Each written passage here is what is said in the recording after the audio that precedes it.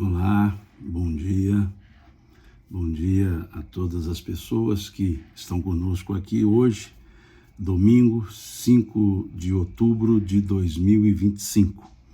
Estamos dando sequência ao nosso estudo da primeira carta de Paulo aos Coríntios.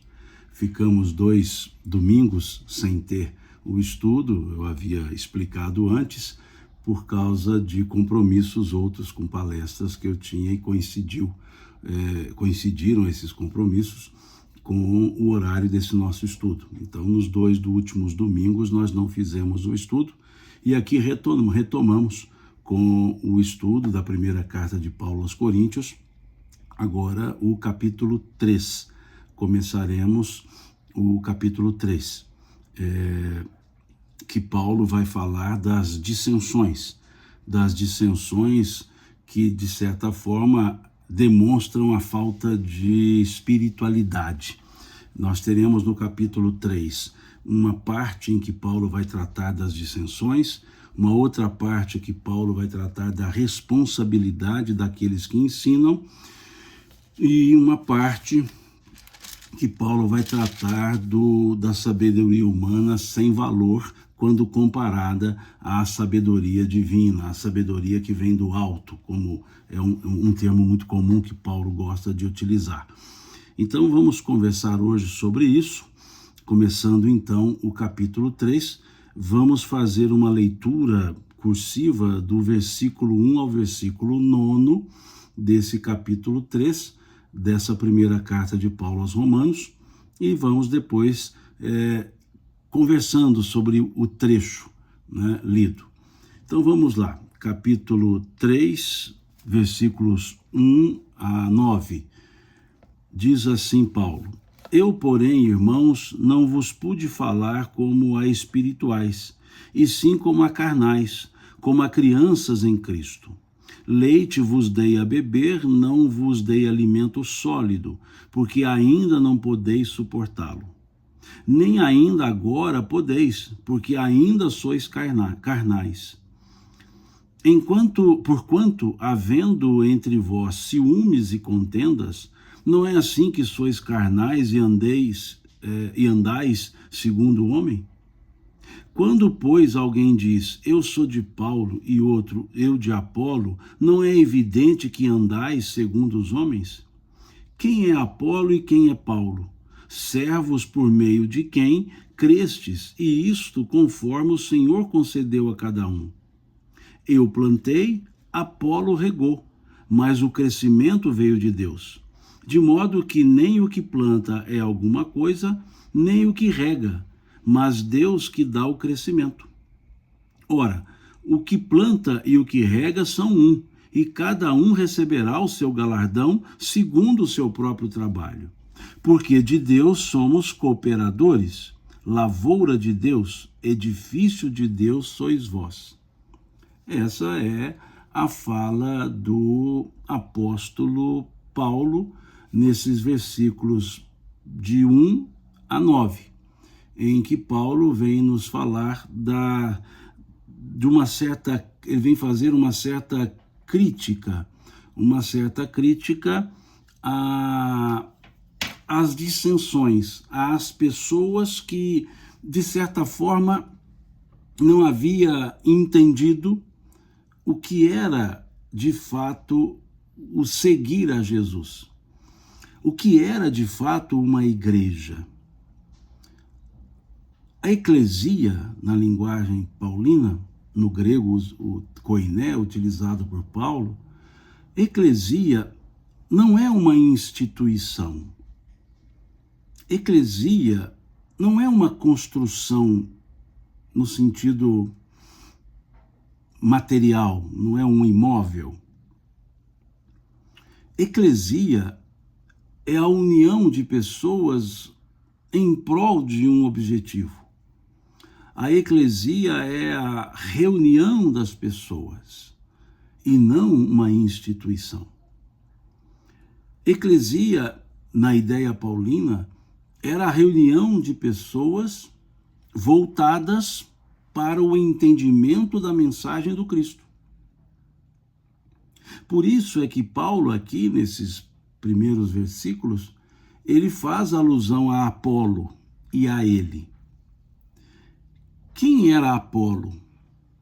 Apolo era um cristão de Antioquia que havia conhecido os ensinamentos de Jesus em Antioquia, havia estado com Paulo, e Apolo era um orador por excelência.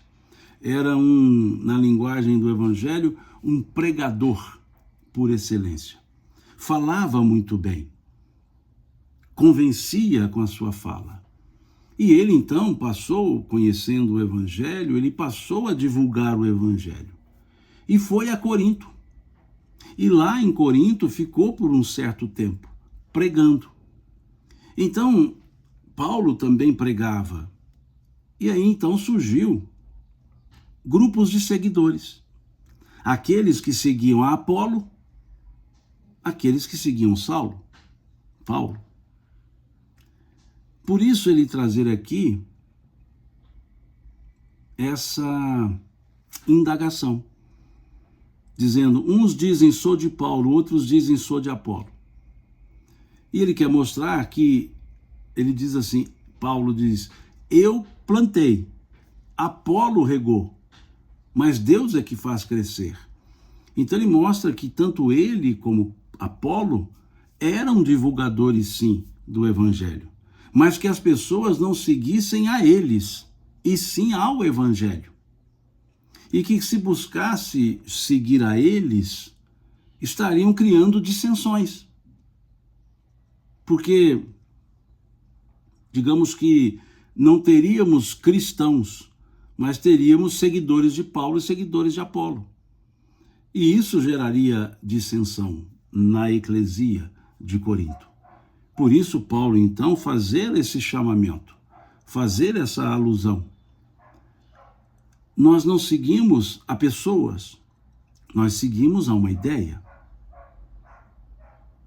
Podemos trazer para a nossa realidade presente pessoas diversas podem ser referência, mas não são modelos. Por que não são modelos? Porque as pessoas têm virtudes, mas têm também defeitos. Todos nós, sem exceção, todos nós somos falíveis. Todos nós cometemos erros, podemos errar. Não é pela pessoa, mas pelo conteúdo daquilo que é trazido. Tragamos para a ideia, por exemplo, da doutrina espírita. É muito comum vermos no movimento espírita pessoas seguindo pessoas, tendo pessoas como sendo modelos, incólumes a erros. Nós temos que nos ater ao ensino que nos é trazido. Ao ensino bem trabalhado. A Leia está me entregando minha água aqui. O ensino bem trabalhado. Agora, as pessoas, algumas vezes até sem querer, deturpam o ensino. Por isso que é importante o aprofundamento para poder ter o discernimento. Então, é comum nós vermos grupos de pessoas colocando certas outras em pedestais. Isso é uma falta de caridade para com a pessoa que se coloca no pedestal e é uma falta também, que eu diria, de bom senso. Nós podemos elogiar pessoas, podemos verificar que na história de vida de algumas pessoas fizeram muitas coisas boas, mas cometeram também erros, porque ninguém é incólume a erros. Então aqui Paulo, para a época dele, dizia mais ou menos isso, que se seguia ao Cristo e não a Paulo ou a Apolo. E mais à frente, mais no final do capítulo, ele vai dizer nem a Paulo, nem a Apolo, nem a Cefas. Cefas, Pedro.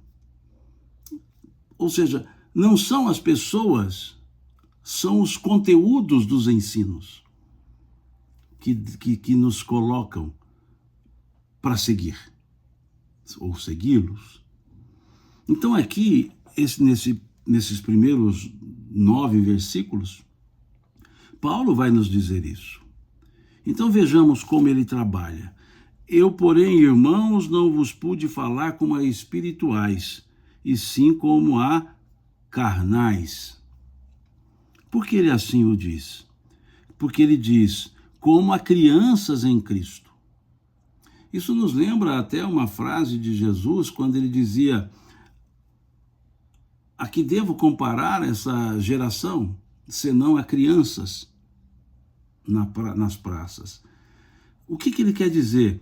Que não tínhamos, e olha que talvez não tenhamos ainda, a maturidade espiritual. A maturidade para irmos além das pessoas. A maturidade para irmos além das dissensões. A maturidade para sairmos dos debates infrutíferos. Vejo muitas pessoas nos seus canais tentando mostrar os erros das outras pessoas, erros conceituais, em vez de utilizar o canal para divulgar uma mensagem, para trazer o ensino. E aí não me refiro a segmento específico, vejo isso em vários segmentos, inclusive nas religiões. Vejo isso também, em parte, no movimento espírita, em que canais se preocupam mais em achar erros nas falas de pessoas do que trazer ensinos. Todos estamos sujeitos a erros. Eu, pelo menos, já tive erros e mais erros interpretativos e que me foi corrigido, e fui corrigido por algumas pessoas e refiz meus argumentos. Havia interpretado de uma forma e depois, conversando com outras pessoas, percebi que estava muito obtusa a minha interpretação. E isso aconteceu várias vezes, mas fui procurado diretamente pelas pessoas. E não um aspecto de execração. Nós muitas vezes execramos pessoas que trouxeram 100 coisas corretas e uma incorreta. E execra-se essas pessoas, em vez de orientá-las. Podem ser quem sejam. Podem ser pessoas de alto conhecimento, mas escorregaram em um ponto. Por que não conversar com a pessoa? Em vez de fazer ali um alarde. É isso que nós talvez precisamos avaliar um pouco mais. Se a nossa palavra de orientação está sendo mais de corrigenda, em vez de orientação. Aqui mesmo, analisando esses dizeres de Paulo, posso cometer equívocos. Posso errar aqui em alguma interpretação, ou interpretar de maneira não tão apropriada, mas posso ser orientado. Aqui por vocês que me acompanham, aqui trocando ideias, ou por quem assistiu depois e faça lá o comentário no canal, dizendo, olha, essa sua fala, ela está inapropriada por causa disso. Sugiro isso. Em vez de levar a uma crítica que é mais execrativa, é uma execração, do que uma orientação. Né? Então, é importante porque isso gera as dissensões. Isso gera grupos de seguidores. E acaba que os canais aqueles seguidores dos canais também ficam, por assim dizer, obnubilados com os conceitos do canal e não abrem para perceber outras possibilidades, digamos, de entendimento. E aí cria, sou de fulano, sou de cicrano, sou de beltrano.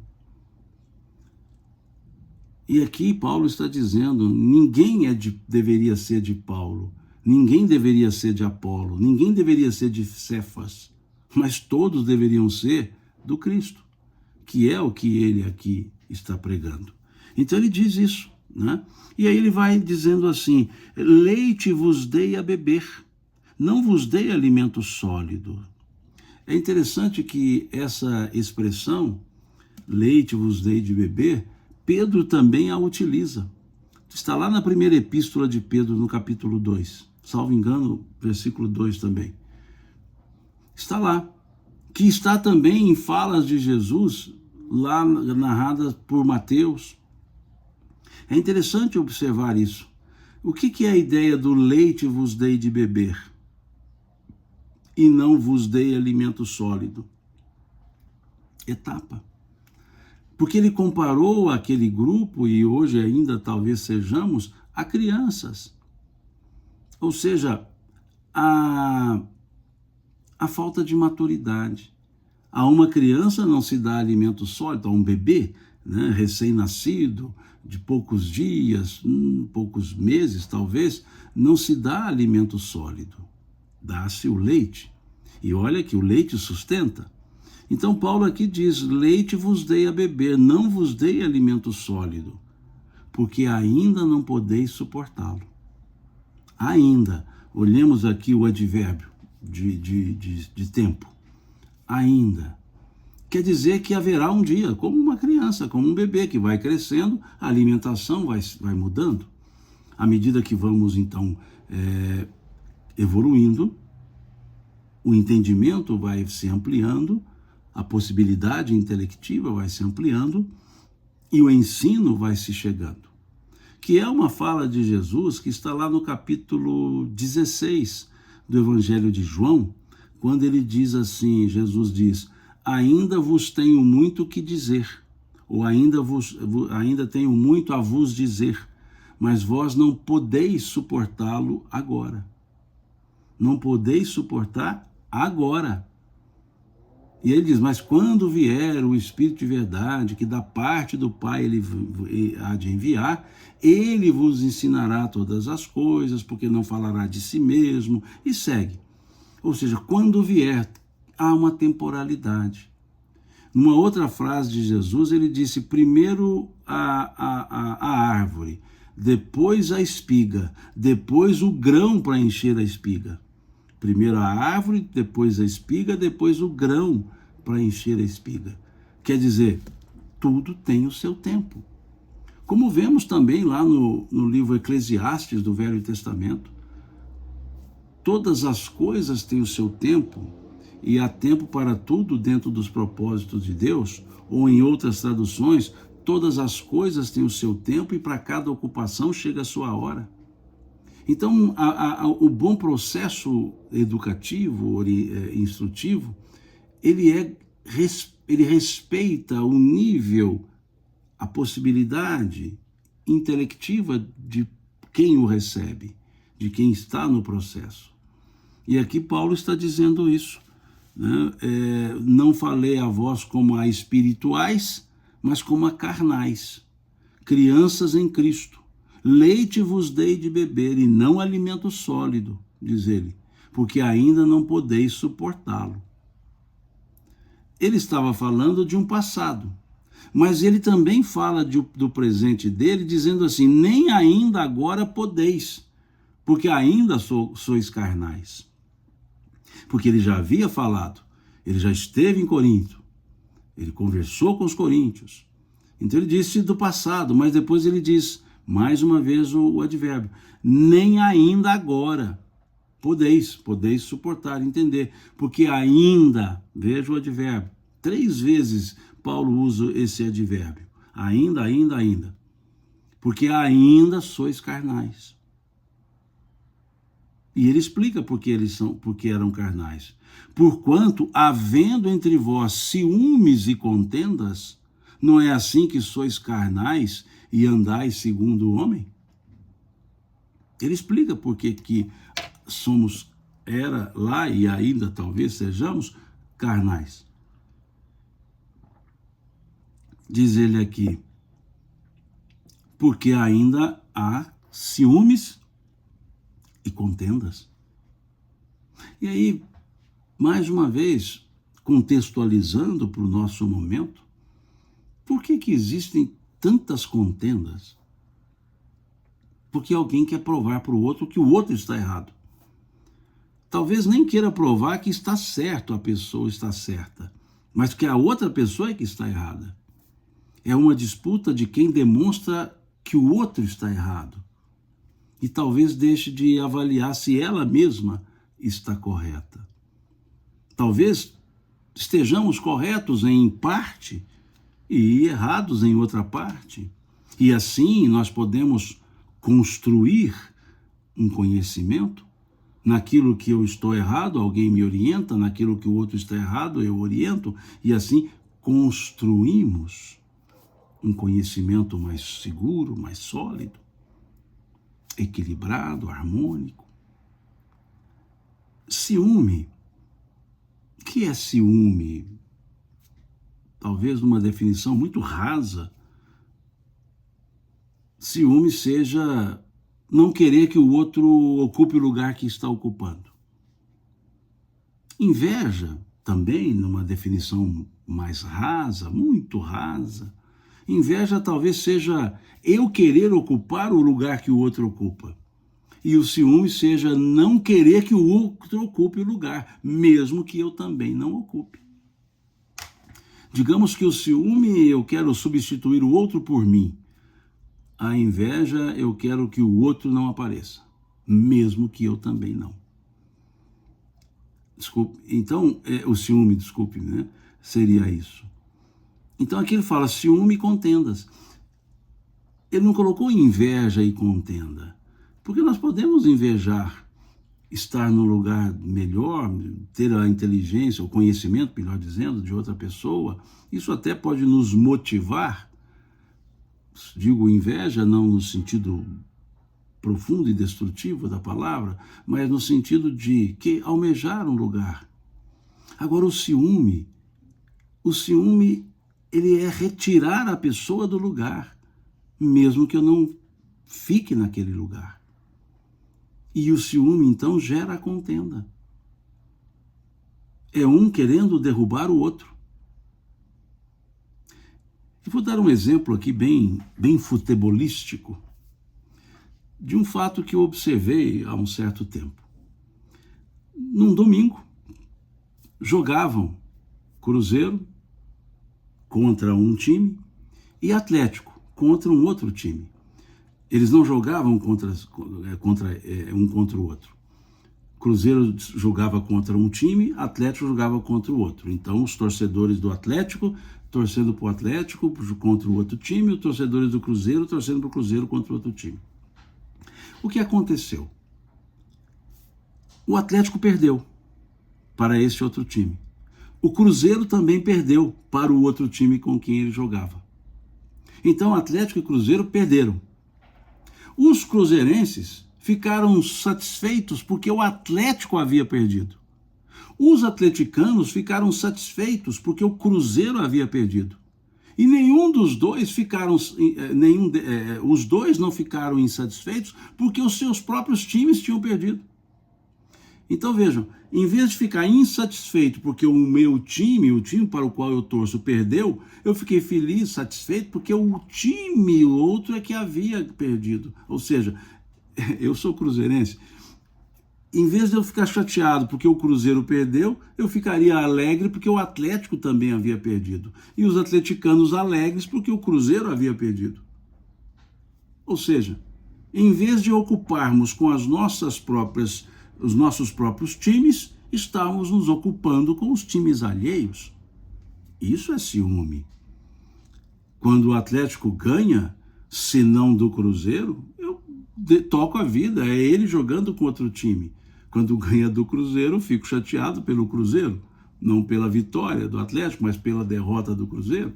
E assim o atleticano ficará insatisfeito pela derrota do Atlético e não pela vitória do Cruzeiro. Agora, quando fica insatisfeito porque o outro ganhou e o meu não, é ciúme. Então, estou dando um exemplo bem raso, mas que me chamou a atenção. Os cruzeirenses satisfeitos porque o Atlético havia perdido, e os atleticanos satisfeitos porque o Cruzeiro havia perdido. E nenhum insatisfeito, porque o seu próprio time havia perdido. Assim talvez sejamos nós na vida. Não conseguimos algo e ficamos satisfeitos porque o outro também não conseguiu, em vez de ficarmos insatisfeitos por nós não termos conseguido. É como se fosse assim, mas ele também não conseguiu. Então, isso gera contenda, porque isso é um indicativo de um personalismo absoluto, que nós chamamos de egoísmo. Então, Paulo está chamando a atenção para isso, dizendo, olha, há ciúmes e contendas entre vocês. E enquanto houver ciúmes e contendas, ainda seremos, dizia ele, sereis ainda carnais. Então, veja, porquanto havendo entre vós ciúmes e contenda, não é assim que sois carnais e andais segundo os homens? E ele faz um novo indicativo, dizendo, quando, pois, alguém diz, eu sou de Paulo, e outro, eu de Apolo, não é evidente que andais segundo os homens? Nesse contexto paulino, da fala paulina, que ele se refere sempre a Jesus, por isso ele dizer que não pode se dizer que eu sou de Paulo, eu sou de Apolo, ou eu sou de Cefas, nos lembra a questão 625 do Livro dos Espíritos, quando lá se pergunta qual é o tipo mais perfeito que Deus ofereceu ao homem para servir de guia e modelo para a humanidade. E a resposta foi direta, Jesus, em outras traduções, vede Jesus. Então, se Jesus é o modelo perfeito, quaisquer outras pessoas não são modelos. Podem ser referências para um ou outro ato, mas modelo perfeito, Jesus. Então também não devemos eleger pessoas modelo, porque as pessoas somos falíveis. Agora o modelo está ali na figura do Cristo, aqui na ideia paulina e também na ideia espírita. Dizer que o Espiritismo não indicou Jesus como modelo seria desconhecer o próprio Livro dos Espíritos. Dizer que no Espiritismo Jesus não é tido como como referência única é desconhecer a questão 625 do Livro dos Espíritos. Referência única, sim, única, porque se comparada a outros, os outros não podem ser referência. Então, dentro do aspecto absoluto, ele é único. Dentro do aspecto relativo, aqueles que não o conhecem têm outras pessoas como referência. Mas dentro do aspecto absoluto, não. Então, é isso que Paulo está dizendo. E aí ele vai dizer assim, quem é Apolo? Quem é Paulo? Ele diz aqui. Quem é Apolo? Quem é Paulo? Se trouxermos para os nossos dias presentes, podemos também perguntar quem é fulano, quem é cicrano, quem é beltrano. Ou seja, senão pessoas que fazem um bom trabalho, pessoas que trazem um bom ensino, mas que são pessoas, ou seja, falíveis, que também podem errar. Agora, se erram, podem também reconhecer os erros e consertarem. Ou seja, pessoas comuns como nós todos somos. Temos nossas idas e vindas. Então ele pergunta, quem é Apolo, quem é Apolo e quem é Paulo? Aí ele mesmo responde, servos por meio de quem crestes e isto conforme o Senhor concedeu a cada um. Paulo tem um estilo, Apolo tem um estilo.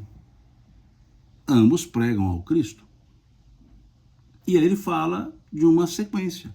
Eu plantei, Apolo regou, mas o crescimento veio de Deus. Ou seja, o mérito não está em quem, ou por meio de quem o ensino se faz. O mérito está no conteúdo. O mérito não está em quem leva a mensagem, aqui no contexto paulino, em quem leva a mensagem do Cristo. O mérito está na mensagem do Cristo, que precisamos ter o cuidado de não deturpá-la. Da mesma forma, se trouxermos para o pensamento espírita, o mérito não está no espírita que comunica, mas no comunicado, ou seja, na mensagem. E aí sim, pode haver distorções. Mas o mérito é da própria mensagem. Se nós olharmos lá no capítulo 6 do Evangelho segundo o Espiritismo, veremos uma mensagem cujo título é o Advento do Espírito de Verdade, que é uma mensagem assinada pelo Espírito de Verdade. E nessa mensagem, lá pelo meio da mensagem, quando ele fala espíritas, amai-vos, eis o primeiro ensino, instruí-vos, eis o segundo, na sequência disso tem um trecho, uma frasezinha, que ele diz assim: todas as verdades se encontram no cristianismo. Os erros que nele se enraizaram são de origem humana. Está lá, nessa mensagem assinada pelo Espírito de Verdade. Todas as verdades se encontram no cristianismo. Os erros que nele se enraizaram são de origem humana. E aí vem a ideia, quem é Paulo, quem é Apolo. São pessoas. Aí vem a ideia, quem é fulano, quem é cicrano, quem é beltrano. Pessoas que trazem um ensino, mas que podem, talvez, muitas vezes, sem querer, sem má fé, deturpar. Então, nós precisamos sempre observar o conteúdo, não a embalagem. Tá certo que quando não conhecemos o conteúdo, nós vamos pela embalagem. Mas ao conhecer o conteúdo, a embalagem perde a força. O que vale é o conteúdo. O que vale é a essência e não a forma. E aqui Paulo vai dizer, eu plantei. Ou seja, vocês me conheceram primeiro, eu estou fazendo o trabalho. Apolo regou, ou seja, Apolo continua também falando. Mas diz ele, mas o crescimento veio de Deus. O crescimento veio de Deus. Aí ele diz, ora, o que planta e o que rega são um. O que planta e o que rega são um. E cada um receberá o seu galardão, segundo o seu próprio trabalho. É aquela ideia do próprio apóstolo Paulo, também aos Coríntios, na primeira carta, que ele diz, cada um dará contas de si mesmo a Deus. Cada um dará contas de si mesmo a Deus, dizia ele. E também vem ao encontro do que diz o apóstolo Tiago na sua epístola, quando ele diz a cada um segundo as suas obras.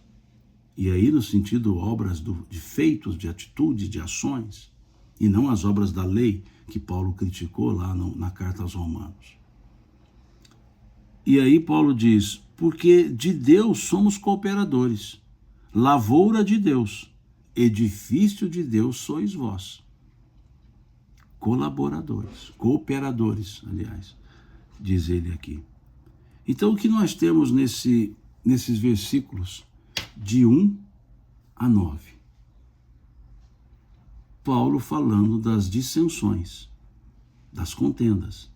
E Paulo dizendo que com essas dissensões, essas contendas, fica denotada a falta de espiritualidade. Por isso ele chamou de pessoas espirituais pessoas carnais. Como ele diz aqui, não vos pude falar como a espirituais, e sim como a carnais. Então pensemos nessa fala paulina, pensemos nesse trecho do versículo 1 a 9, e observemos se nós não estamos incursos nesses ciúmes e contendas, se nós não estamos mais olhando quem do que o que, ou seja, dando mais atenção à pessoa do que ao ensino em si, do que à mensagem, se nós não estamos trocando a essência pela forma, se estamos colocando pessoas em pedestais, se não estamos substituindo o Cristo pelos os cristãos que divulgam a mensagem dele, a mensagem do Cristo, se nós não estamos sendo de Apolo, ou de Paulo, ou de Cefas, né? Ou seja, se estamos mais focados nas pessoas do que no próprio conteúdo, no próprio ensino. É esse o ponto, né, que Paulo está colocando. E vale para hoje, vale muito para nós hoje. Vale muito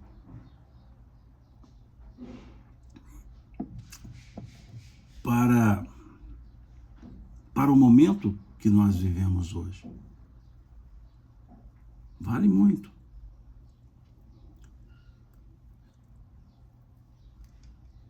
Aqui as pessoas estão perguntando, vi algumas perguntas, se o Espírito de verdade é Jesus. Veja, nós temos grupos de pessoas estudiosos que dizem que é. Temos grupos de estudiosos, de pessoas que dizem que não é. Temos grupos de estudiosos que dizem que também é. Ou seja, o que é o grupo que diz também é? Que pode sim algumas mensagens serem de Jesus, assinadas como Espírito de verdade, mas Espírito de verdade também pode representar uma pleiade que outros espíritos também utilizam do nome. Isso é uma corrente. A outra diz que de jeito nenhum, que não é. E outras dizem que é, né? Agora veja, mais uma vez, estamos discutindo a forma. Estamos aqui discutindo quem assinou e não o conteúdo do que foi dito. É isso que é importante nós percebermos. A assinatura, ela é interessante, mas comparada ao conteúdo, o conteúdo deve ser o foco. Se vem assinado por uma pessoa, um ser de alta envergadura, mas o conteúdo é fraco, o conteúdo é que tem que ser observado. Se vem assinado por um nome desconhecido, mas o conteúdo é forte, é embasado, é orientativo, fiquemos com o conteúdo. É isso que nós devemos trabalhar. Se era ou se não é, não vem muito ao caso. Para fins de aprendizado. A mais uma vez, é estar perguntando se sou de Paulo ou sou de Apolo. Ficar discutindo se o Espírito de verdade era Jesus ou não. Não quer dizer que não seja interessante saber se era ou não. Mas não pode ser essa a discussão, digamos, o assunto principal. O assunto principal é o que foi escrito. Qual foi a mensagem? E aí, se ela vem assinada por São Vicente de Paulo, se ela vem assinada por Santo Agostinho, se ela vem assinada por São Luís, se ela vem assinada por, sei lá, por Cáritas, se ela vem assinada por um espírito amigo, se ela vem assinada pelo Espírito de verdade, se ela vem assinada por João Evangelista, se ela...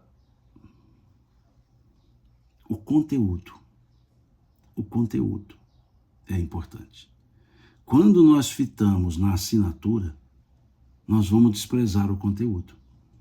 Principalmente, ou vamos aceitar o conteúdo, melhor dizendo.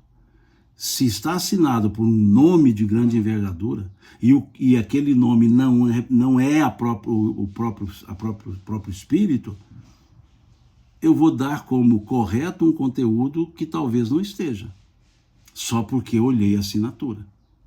Então é interessante lermos a mensagem e depois olharmos a assinatura, mas não irmos predispostos a ter uma leitura já partindo da assinatura. E há mensagens no Evangelho segundo o Espiritismo que estão lá assinadas como um espírito amigo, um espírito protetor, sem um nome. Sem um nome. Como quer nos dizer, olha o conteúdo. Então, não estou aqui chamando a atenção que não se deve procurar uma identidade, né? Kardec fez uma análise.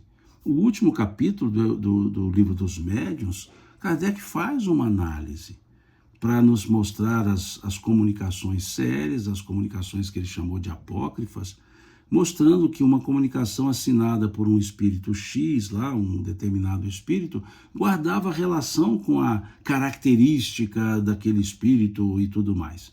E outra, assinada pelo mesmo espírito, não guardava relação nenhuma.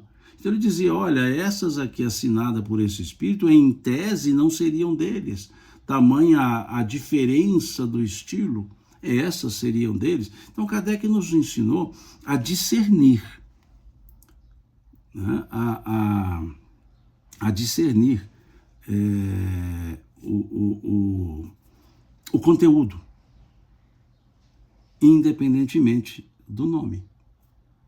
Então, não vou entrar nesse mérito, né? Acho que não quero dizer que é uma discussão, digamos, é um assunto desnecessário. Não, mas eu diria que o tempo que nós despendermos para saber se é ou não é, poderíamos despender para aprofundar na mensagem assinada pelo Espírito de Verdade, principalmente as que estão aqui no Evangelho segundo o Espiritismo, as mensagens todas, né? Não só do Espírito de Verdade. Aquelas que Kardec colocou, ele as colocou por causa do conteúdo, com certeza, por causa do conteúdo, né?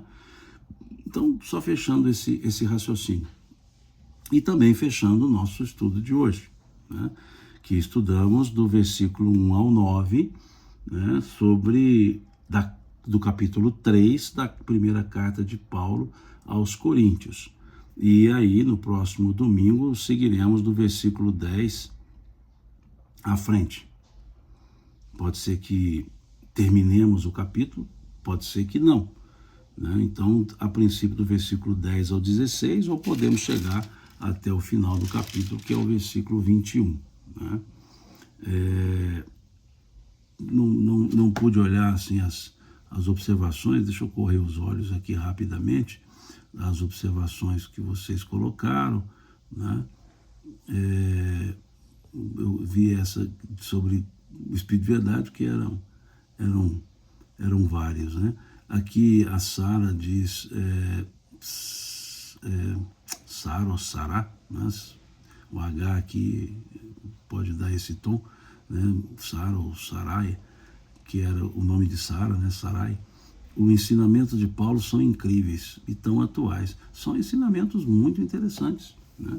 Alguns até dizem que Paulo criou uma teologia própria. Não vou entrar também nesse mérito, mas os ensinos em si são muito apropriados e podem ser contextualizados para os dias de hoje, né? Que afinal de contas somos a humanidade, né? Somos pessoas, né? Deixa eu verificar aqui se tem mais alguma observação. Não. Aqui o Santos, Carminha Santos, né? De Nápoles, na Itália, né? Está lá na Itália já, depois, já na parte da tarde, né? Dando um bom dia para o Brasil aqui. Muito obrigado, Carmen, por estar conosco aqui, lá da Itália. Tenho bons amigos aí. Basicamente são essas as observações, né, feitas por vocês, e vamos encerrando, né, aqui o nosso estudo desse domingo e aguardando, né? E agradecendo a vocês, né, pela presença, né? Aqui Djalma diz do Espírito Santo, quando é que vem nos visitar? Já faz um tempo que eu estive por aí, viu, Djalma? É verdade. Faz muito tempo que eu participei das Semanas Espíritas aí. Como é que chamava o centro? Chama o Centro Irmão Tomé, né? Estive algumas vezes falando aí no Centro Espírita Irmão Tomé e Vila Velha, né? Não me lembro agora as casas, né? Muito legal. Muito obrigado, né? A Sara, a amigona lá da Suíça, também está aqui conosco. Ela todo domingo está aqui conosco. Muito bom te ver aqui também, Sara, uma amiga querida. Tive a oportunidade de estar com ela lá na Suíça, né? Com muita alegria conhecer a casa, né? O grupo de estudos, muito legal, né? Pessoas dedicadas, muito legal, Sara, né?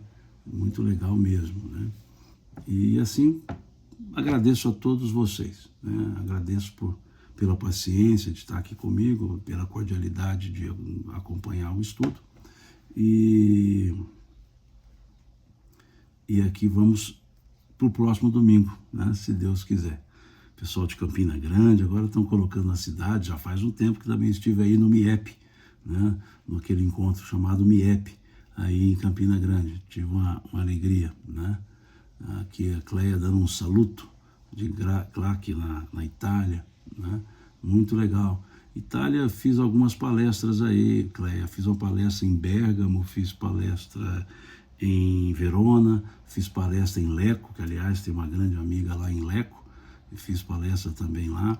Então, e pude ver o trabalho que vocês desenvolvem aí no exterior. Um trabalho belíssimo, de muito esforço, de muita vontade, né? Estou vendo aqui o abraço da Luana, lá de Santa Cruz do Sul, no Rio Grande do Sul, né? Pessoal de Aracruz, né? Fortaleza, e aí vai, né? Muitas cidades, agora as pessoas estão colocando aqui as cidades, legal, né? Fortaleza também, estive presente aí em alguns congressos espíritas da Federação Espírita do Ceará, né? Com o querido amigo Luciano Klein, né? Gosto muito, e outras pessoas daí muito queridas, né? Que temos aí no movimento espírita do Ceará, né? Muito legal, né? E a Cléia está dizendo, eu fui te ver em Lecco com a Milena lá no GLAC, exatamente. Milena é uma amiga muito querida, disposta, né? Muito legal. Tenho saudades aí da minha passagem por Lecco, né? Muito legal, né? Pessoal de Salvador, pessoal da Serra, do Espírito Santo, de Guarulhos, legal. Eu vou parar por aqui. No próximo domingo a gente vai falando das cidades novamente. Muito obrigado, fiquem com Deus. E a minha forma de agradecer, né? Deus lhes pague. Deus lhes pague pela paciência, Deus lhes pague pelo companheirismo, e vamos seguindo, se Deus quiser, começando hoje uma nova semana, que todos sejamos abençoados nessa semana, que tenhamos uma semana abençoada, uma semana serena, de paz, de boas realizações, que Deus abençoe todas as nossas famílias, que abençoe a todas as pessoas, na verdade, né? Então, nos encontraremos, mineiramente falando, se Deus quiser, no próximo domingo, né? Muito obrigado, meu Jaci, Bocaiúva, muito obrigado. Fiquem com Deus e até domingo que vem, se Deus quiser, conforme dizemos aqui em Minas.